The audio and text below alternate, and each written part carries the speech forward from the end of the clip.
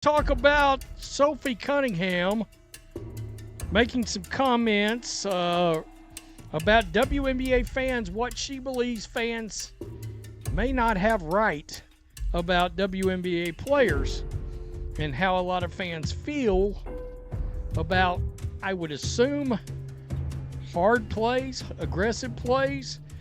I'm not quite sure. The WNBA assumed things were under control. It acted like its biggest star couldn't be pulled away. Then new figures came out, shared by a respected legend, and they point to a hard reality.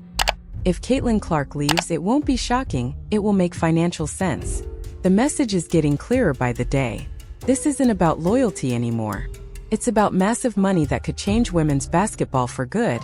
And it suggests one star's long-term future may not stay inside the WNBA. Sophie Cunningham's recent heated remarks only add to the tension, showing how unstable the situation has become and why some key players may start thinking about their next move.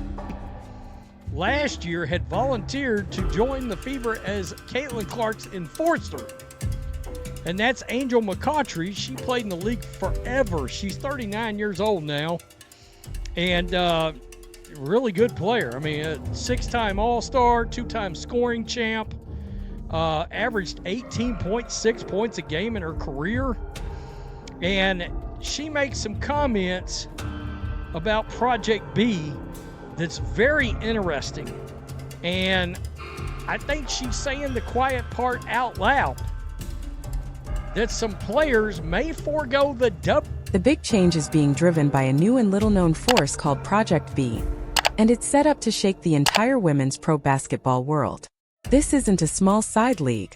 It's built around a financial model the WNBA has never been able to match. Instead of slow pay increases and long bargaining talks, Project B is coming in with offers that are on a totally different level. The goal is simple: attract the best players with money that feels impossible to turn down. If it works, it could trigger a wave of departures, starting with the most famous and most profitable names. WNBA, not unrivaled, the W, in order to play in this new league. She also squashes the myth about, players have talked about, I want to be able to stay in the States. I don't want to go overseas, blah, blah, blah. She says that's kind of BS. That sounds like a negotiating tactic is what it is. So, Sophie Cunningham, let's check this out. I'm not just speaking for myself. I think I'm speaking on behalf of probably the whole league, that when people see us competing and trying to fight to do anything it takes to win, because this is a hard league. Former WNBA All-Star and true legend Angel McCoughtry didn't dance around the topic. She said the quiet part out loud and made the situation easy to understand. What she shared hits the WNBA's current storyline hard, because it highlights what players really weigh when they decide where to play. McCoughtry, who even offered to be Caitlin Clark's protector last season, is speaking as someone who lived through the league's limits for years. She made it clear just how wide the gap is between today's pay and what players are now being offered elsewhere. Sophie Cunningham, let's check this out. I'm not just speaking for myself. I think I'm speaking on behalf of probably the whole league, that when people see us competing and trying to fight to do anything it takes to win, because this is a hard league, that they automatically think that's what you're like off the court. People need to get to know us players more, and I think if they do, they fall in love with us. And so not judging the competitive side of us compared to our off court. Just wondering, do fans do that? Because I don't. I'd never one time have I seen somebody's play and been like, they must be real nasty off the court. They must be real. The pay difference she described is almost unbelievable. Look at the WNBA max deal, around $90,000 for elite players, which is tiny compared to other pro sports. Now compare that to Project B's reported minimum salary of $2 million. That isn't a small raise. It's a huge jump, roughly 22 times more money even for someone at the end of the bench. That one number shows why the WNBA can't really compete on pay, and why staying put can feel like a bad business decision for players with short careers. On what else does the player got going on off the court? Do they take basketball seriously, or do they want to be a celebrity influencer? Well, you know what I'm talking about, right?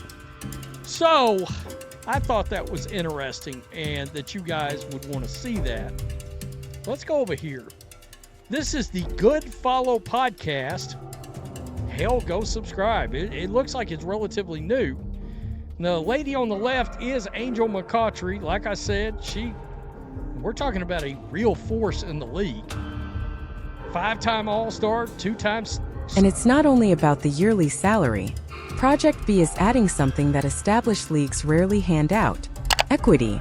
Players wouldn't just collect checks, they would also get ownership in the league itself. That means they could benefit if the league grows and its value shoots up. It turns players into partners, not just workers, and it connects their long-term future to the success of the league. For anyone thinking about long-term security and real wealth, that kind of deal is hard to ignore.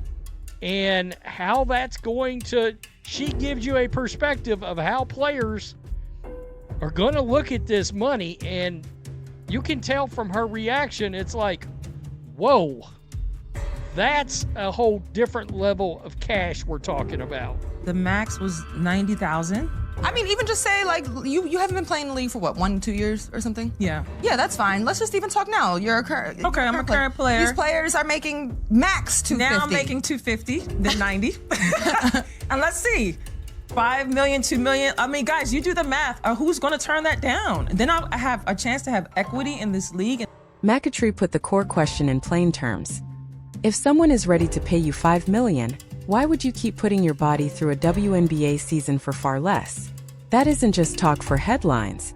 It challenges the whole reason players accept the workload, the travel, and the physical risk for relatively low pay. Her point forces every player to think about what matters most, especially the stars who can move ratings, tickets, and sponsorship money. 50, then 90. And let's see, $5 million, $2 million. I mean, guys, you do the math. Who's going to turn that down? Then I'll have a chance to have equity in this league, and this league could possibly grow. I mean, Project B, AKA Project B, let's get it. Yeah. You know, feels like common sense almost. It feels like it is common sense. I mean, honestly, I see a lot of girls. If you're going to get paid $5 million, why put your body through playing in the WNBA? Is that that's what I see coming? Well, here's the another aspect of this too. I thought the whole trend and point of some of these new leagues popping up was that the trend was going, players wanted to stay home in the U.S. And so that's an advantage that On top of that, McCry tears down the old idea that WNBA players mainly want to stay in the United States. For years, people have set players' value being close to home, and that story has been used to explain why certain domestic options feel appealing. But McCoughtry says that claim doesn't hold up.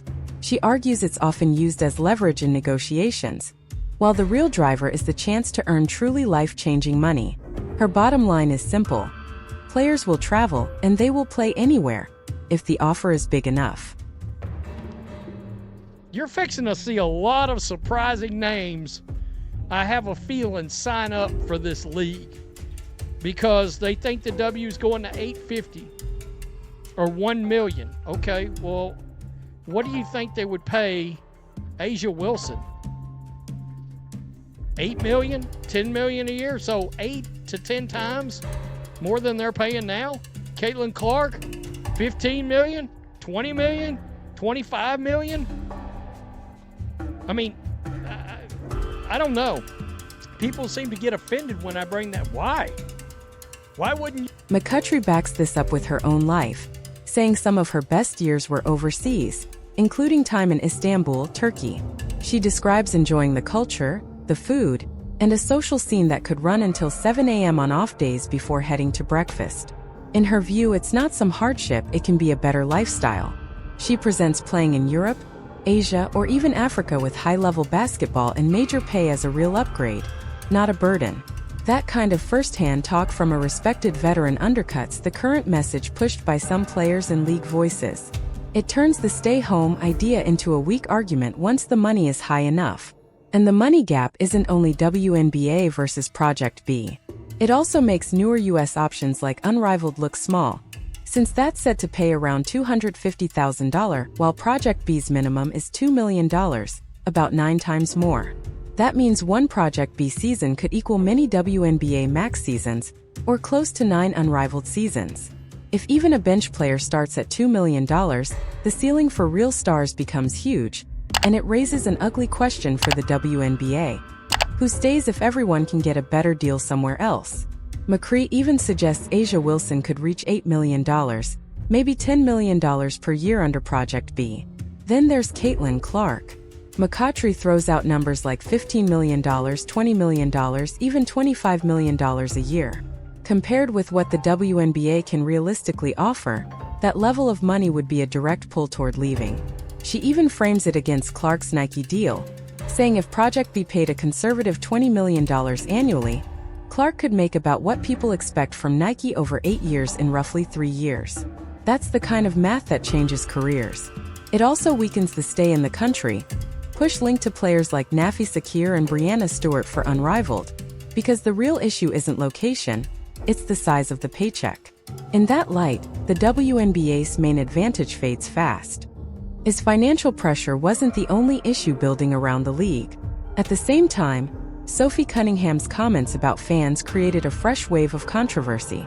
She said a lot of fans judge players only by what they see during games, like hard fouls, trash talk, and intense body language, and they don't understand what those same players are like away from the court. Even if her main point was that players are more than their game face, the way it came across upset many people. Fans felt like they were being talked down to, or blamed for reacting to what they watch with their own eyes. And because the league depends on fans for tickets, ratings, and sponsorships, that kind of public friction can quickly turn into a bigger problem than people realize. She also tried to draw an important line by saying dirty play is different, and that truly dirty behavior can reflect on someone's character. But by then, the damage was already done for many listeners, because her earlier message sounded too broad. A lot of fans believe they already understand the difference between tough defense and crossing the line, and they don't like being told they just don't get it. That's why the backlash grew so fast online, where clips get shared without full context and reactions spread in minutes. Instead of helping fans connect with players, the comments made the gap feel wider, especially at a moment when the WNBA needs unity, better public trust, and fewer distractions. When you combine that kind of player-fan tension with the money pressure from Project B, it creates a situation where the league looks unstable from multiple angles, and it makes the idea of players leaving feel even more realistic.